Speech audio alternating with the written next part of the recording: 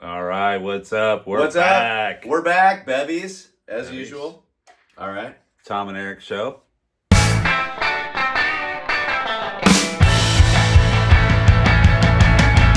All right. Rolling right into it. We just got back from Party at the Pen. Party at the Pen. My Boise boys, Luke, putting on one of the best shows in the Northwest, probably in the history of the Northwest. We were honored to be there. We had so much fun. And one of the things that was best about the show this year was people were coming up to us wearing their No Pans Left Behind shirts. Yes. Telling us they love the show. So many shirts. Thank you guys. It was so cool to see you guys there, man. I couldn't even believe it. Stoked. I couldn't even believe it. I thought I was in an alternate universe. I know. So it felt pretty damn good. And the amount of people that came up and said, hey, what's up, and told us they were digging the stuff was beyond belief. We were actually taken off guard by that. So big time. Stoke is high. All right, we're going to jump right into this video, and we're going to start, as we're going to start every video from here on out, with things that people complain about and corrections and things that I do wrong. Going to start with this, though. Please. We do not rehearse these. Just as we are not rehearsing this now, we are just talking. We started doing these on Instagram for fun after we had like 5 or 6 drinks. And I try to keep all this information right here, and sometimes I screw stuff up. And people on the internet love to correct me, and that's totally great. Keep it going, and I try to be as humble as I can be and as honest as I can be. I don't know everything. Please understand that. Like, I'm not claiming to know it all. So I want to start with some corrections from the last episode on the cam covers, and we're gonna go with the first thing. My arm's hurting. So all right, well then come down here. We gotta get one of those. You gotta get like things. You know we need a ring light. That's what we need, because then that like takes us. That'll take the lines from under my eyeballs. That takes us from 5s to like 6.5. Oh, you know what I'm saying? Which would be cool. Yeah. Yeah. The fact that you know that is kind of. All right, my kid has a freaking ring light. All right. Let's get down here. Let's flip the camera. Let's do this. All right. Okay, now we're gonna go through some corrections. All right, so it's corrections. It was brought to my attention in the comments that I made a mistake about 6-volt to 12-volt generators and the size of these holes. And I brought in these to help us illustrate this. But the earlier cam covers up to 57 and 6-volt generators ran these 1/4-inch fine bolts, right? And then in 57, they switched to, late 57, they switched to the 5/16 fine that most of us associate with, most generators, especially Cycle-Electric, all that kind of stuff, because most generators have been converted to this larger diameter. Okay, so I made the mistake at the moment, because again we don't rehearse these things, of saying that was when they switched to 12-volt, which they didn't switch to 12-volt until 1964 with the Survey cars, and then in 65 with all other models. So I just said it wrong. So essentially what I meant was that's what the switch was, okay? And that was also the year that they got rid of the generator boss on the case. So if you're looking at right side cases that are early, they have this big boss that supports the generator, and in late 57, they got rid of it and then went with these larger diameter bolts to support the weight of the generator, and that was their fix to get rid of this, because these kept breaking and they had to do shims and people didn't shim them right. So this was their solution, and it was genius, right? So there's that. So I screwed that up. And then my buddy Eric Bott also made me realize. Eric Bott from Seattle? Eric Bott from Seattle, the homie. Our boy? Made me realize I completely forgot one whole cam cover in the thing. So we're going to go through that really quick. So 53 only. First year of the long rib 4, small holes, right? Yeah. Big pinion. Okay. 54 to 55, which we already know from the last video, is the exact same cam cover in every way, shape, or form. This one's been drilled out. So you can drill out every single cam cover for the bigger generator holes, right? Okay. So it's kind of hard to like tell a cam cover by the size of those holes, because pretty much everybody's bushwhacked them by now, right? So the only discernible difference on 54 to 55 covers is the small pinion. So I call them 53 to 55 covers just because that's what they are, right? So then I completely skipped this cover, which is 56, 57, 58, 59. And version 1 of this cover, it's still a long rib 4, has the new cover panel for the little gasket cover on the right side case, and 56, 57 still has the small hole. Okay, by late 57, they started drilling them out for the large hole, and that's the difference between 58 and 59 is it's just a long rib with a large hole. So you can take any 56, 57, drill out the holes, and it's correct for 58, 59. All right? Cool. So that's the one I forgot. And then we go to 59, 62, which is the short rib, the first year of the short rib, 59. We have the large diameter holes on every single one, and we still have this added boss there. And, of course, all of them are running the small pinion. Okay, so that right there is the quickie. And then one more correction that I actually learned doing the extra research for this. I always thought that Harley changed the right side case when they went to this tap it oil screen here, but they didn't. The right side case stays the same there. So Harley from 48 to 55 just had that piece of the case exposed. And I'm guessing, this is just a guess, that Harley changed to this little boss here to cover up that part of the case just because they got tired of looking at the gasket because it looked kind of clumsy to have a big chunk of gasket hanging off there. And I guess that's probably why they covered it up, because they didn't even do the best job. If you look, this is how it's covered up. It's just, now it's just like this lip here. It's not even in line with the case or anything because they kept this boss. So they didn't want to change the casting form very much. So they just went bump, bump, and got rid of that so you can't see the gasket anymore. That's just a guess. All right. So those are, let me see. Is that it? Is that all my corrections? Look at this guy. Yeah, well, I'm just trying to get it. I'm just trying to get it right. I'm trying to prepare a little bit. Handwriting. All right, there you go. That's it. So now we're going to move on to oil pumps, which I'm pretty stoked about. Cute.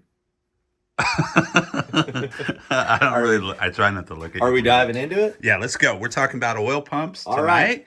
Oil pumps. All of them. I got every one of them here. We're gonna except for the 36 to 40 pumps. Look at this. But I'm just going to briefly go over them. Okay. We stop at 67. Well, actually, I don't have this pump either because it's identical to this and just have the pipe that sticks out. But we're going to talk about that. So let's go back. 1936 to 40, okay? I don't have any of those pumps because every time I get them, I sell them because they're worth a gajillion dollars, okay? But I'm going to briefly discuss them because they look very similar to this 42 to 45 pump. And I'm going to go over quickly just how you can tell you got one. The big thing about early knucklehead pumps is they all have this step. You see this big bump here on the pressure side, pressure valve side here. So they all have that, but the 36 to 40 pumps very specifically have a giant hole right here. So Palmer always says they're like more skeletal looking, which they very are. They look a lot lighter than this pump. Okay, and then so you have a giant hole here. You got this bump. Then you've got an early pump. Which early pump you have is dependent on very subtle details, like whether these two holes line up, whether this is spot faced or whether it's cast, okay? That would be the second version of version 1. And then the other thing is the covers, although kind of look similar to this, the outer cover for the early pumps is a cast cover like this, but they don't have fittings that go into them like this that are threaded.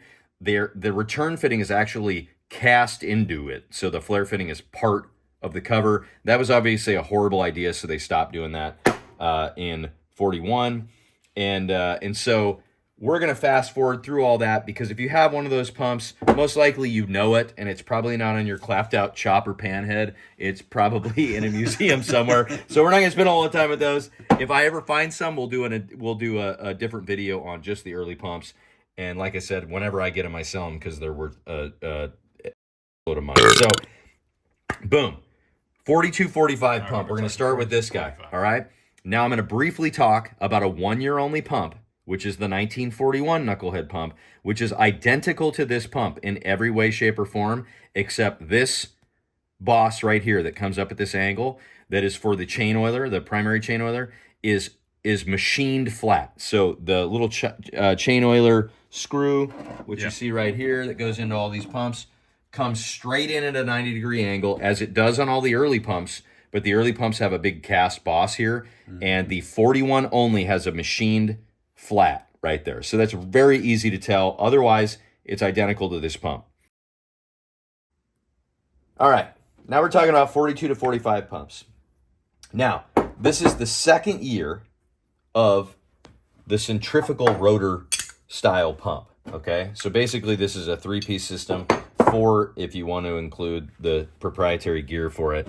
But you have the machined cast outer cover, which is not dissimilar to the earlier cover that's also cast, but it does not have any of these features. It's just a cast cover that went over there. There's no plate, there's no notched gear, and you know, like I said earlier, you have your return oil fitting that's actually part of the cover. This is a cast outer cover, threaded for a flare fitting that gets threaded into it, has the centrifugal rotor that controls oil pressure at low and high RPM, and then this like thrust plate essentially that goes between it. Then these pumps all the way up to 48 have this notched scavenge idler gear that goes right here that drives the centrifugal rotor, okay? And it spins it just like that, as you can see. And that is kind of a unique feature starting in 41. So that 41 one-year only pump also has this cover. It's the first year of that. And then every pump has it up until late 48. And we'll go into the changes that are made. So there you go. Oil feeds through here, through that hole, into the cavity here, and then returns back through here. Okay? All these pumps have the pressure feed vane and the check vane cap. They all look like this. Even the earlier pumps have the squared off check vane cap, and they all have this kind of dome-shaped bypass valve or pressure valve cap. And overhead valve pumps have the short, so you see here, I've got both of them here.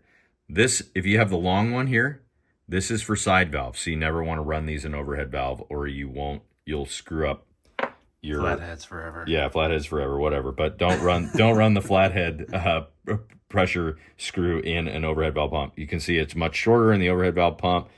And then they all run stainless or chrome ball. And one of the kind of interesting things about these balls, and this is what always makes them so this is the check valve that's responsible for sumping. So whenever your bike's sumping really bad, it's because this passageway has a worn out either seat down there, or your ball's screwed up. And this ball is pretty bad, and hopefully Eric can get a little bit of it. But maybe he can see that ring.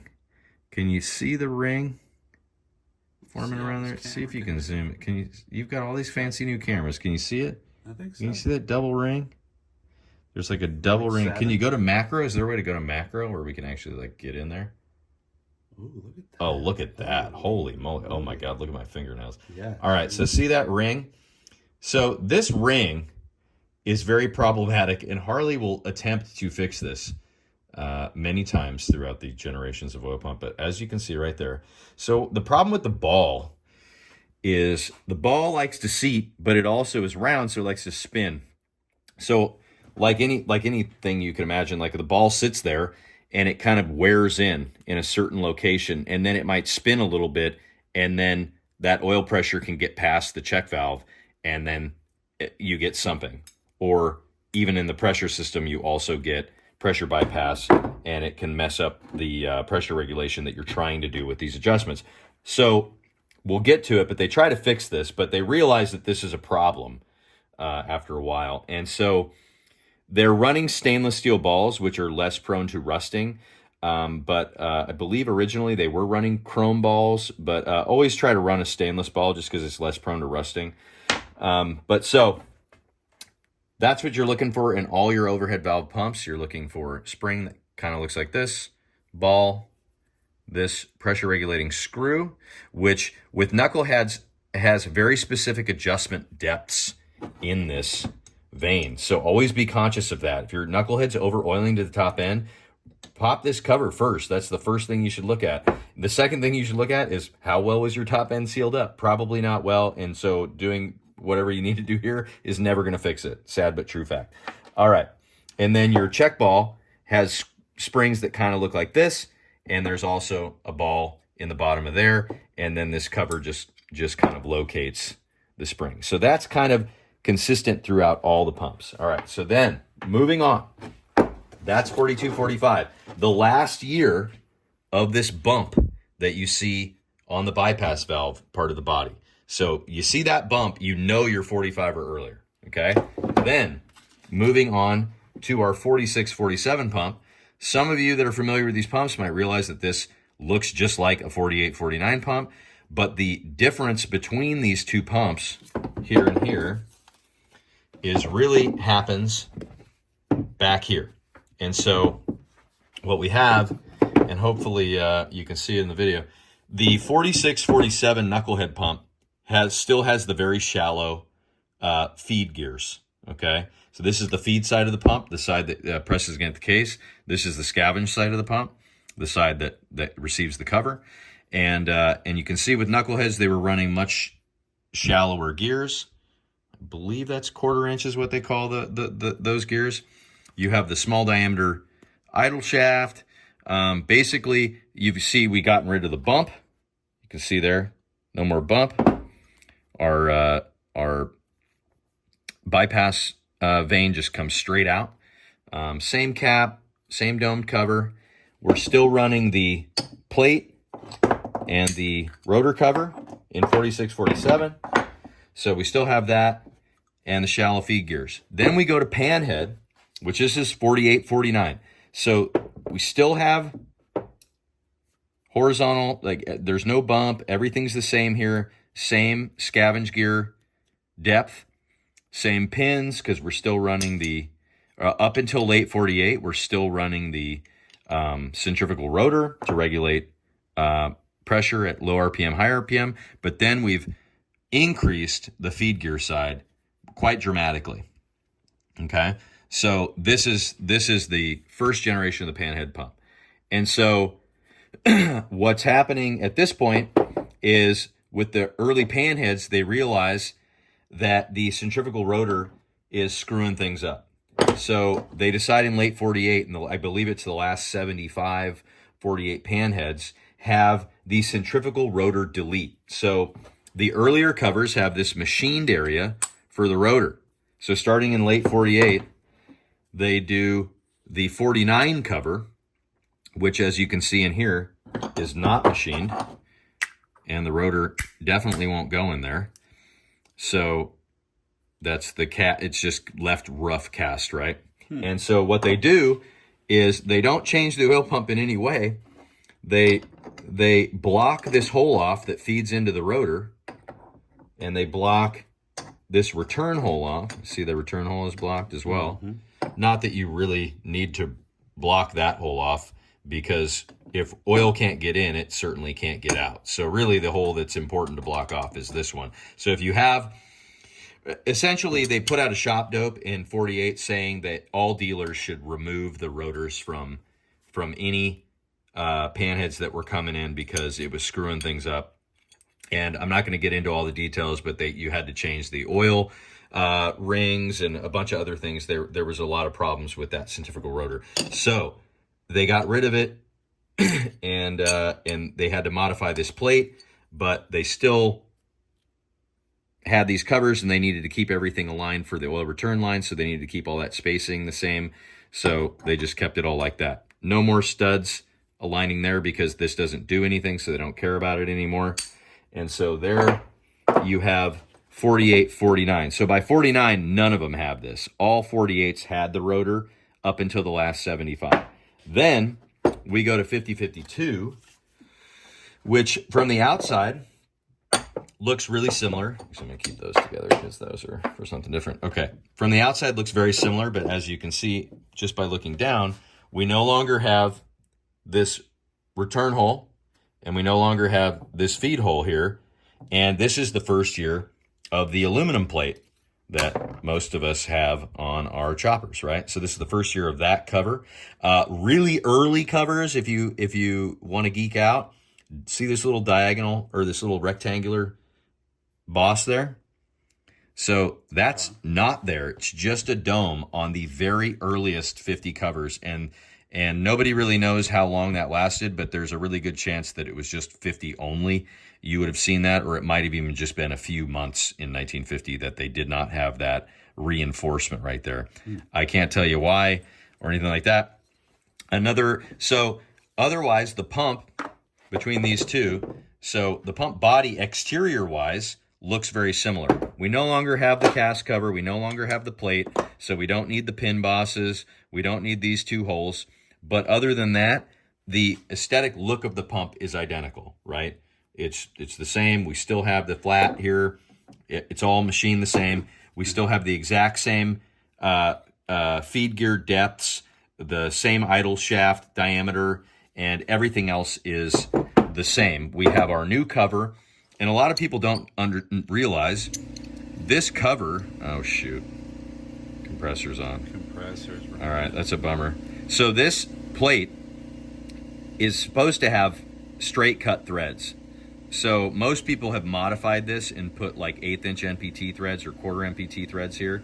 So if you have an original one that's never been messed with, you have this is what your return fitting is supposed to look like with this long kind of shoulder here. It also receives this brass washer, and that's what seals it. It's a straight cut thread to a flat brass washer that seals that up. Nice. Not a plumber fitting, right? So that's our first generation aluminum cover. This cover runs all the way until we switch to the aluminum pump. Okay? So there we go. 5052. That's kind of what a lot of people consider to be the last of the beautiful pumps. And by beautiful, they just mean ones that look like they belong on a knucklehead. I'm a panhead guy, so I don't give a rip about any of that.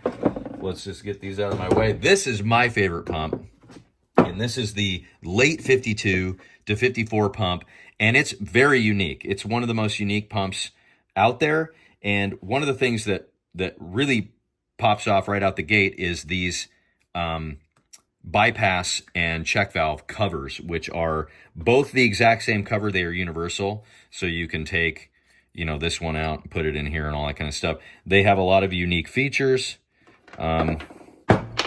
Okay, so they've shortened this area there, so that's the dead giveaway right there. See how much shorter that is? Yeah. The pump body, for the most part, kind of looks the exact same otherwise, right? All this area, this flat machined area, all is the same. The area that the primary chain oiler screw goes into is the same. Our feed gears are the same. And but what is unique about this pump is they go with this new design. They're like, the balls are constantly leaking, oil's constantly getting by them. So we're going to make this really convoluted, crazy new system of this weird kind of ram like that goes in here, and you can see there, if he zooms in, you can see how that gets real worn. See how that's all worn in. Mm-hmm. So this was their solution for the ball rotating. So they thought that this would just seat.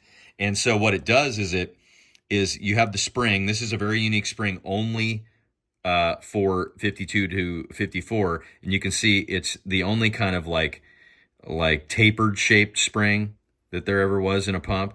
And it locates there, seats on the back end of this kind of like half ball thing there. And then each one of these covers has this tube, and that tube locates into that shaft and keeps it from being able to rotate.